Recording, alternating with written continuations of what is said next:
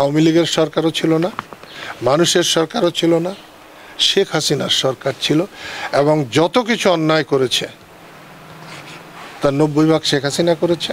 আসলে আমি তাদের মতো আসি নাই, এখানে আমার জন্ম, এখানেই বড় হয়েছি।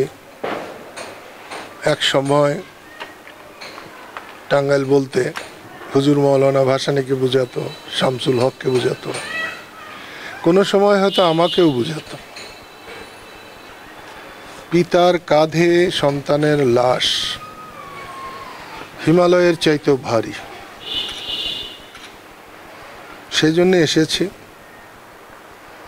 দেশটা কেমন যেন হয়ে গেছে, মানবিক মূল্যবোধ একেবারে ধ্বংস হয়ে গেছে।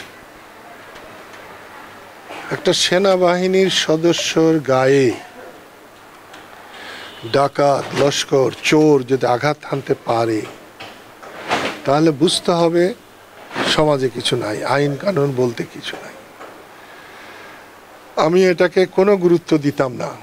যদি একটা সাধারণ মানুষ হতো, তার পিছনে ছোরা মারছে, চাকু মারছে বা দা দিয়ে আঘাত করেছে, কিন্তু একজন সেনাবাহিনীর পোশাক পরা একজন মানুষের গায়ে দুষ্কৃতিকারীরা যখন আঘাত হানতে পারে বা সাহস পায়, তখন বুঝতে হবে দেশে আইন শৃঙ্খলা বলে অথবা দেশের শাসন ব্যবস্থার প্রতি যে মানুষের একটা শ্রদ্ধা, ভালোবাসা এবং দুষ্ট লোকের যে ভয় থাকে তার কিচ্ছু নেই।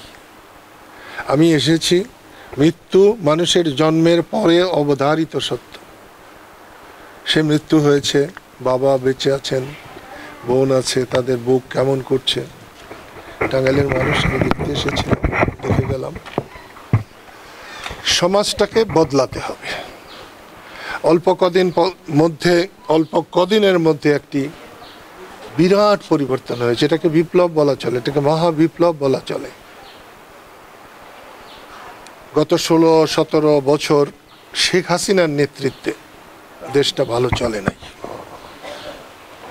এবং অনেকে মনে করেন আওয়ামী লীগের সরকার। আমি বলবো না, আওয়ামী লীগের সরকারও ছিল না, মানুষের সরকারও ছিল না, শেখ হাসিনার সরকার ছিল। এবং যত কিছু অন্যায় করেছে তার 90% শেখ হাসিনা করেছে, বাকি বাধ্য হয়ে হয়তো 2-4 জন করেছে। এর পরিবর্তন দরকার। এবং এই বিপ্লব যদি ব্যর্থ হয় তাহলে ভবিষ্যৎ বাংলাদেশের জন্য অন্ধকার। সেই জন্যে বৈষম্য বিরোধী জনতার আন্দোলনের সফলতা ধরে রাখতে হবে। এবং সেইখানে আমাদের এই সন্তানের জীবন দান আল্লাহ কবুল করুন এবং এই শেষ ব্যক্তি হোক যার দ্বারা আমাদের আইন শৃঙ্খলা ফিরে আসুক, এই আশাবাদ ব্যক্ত করি।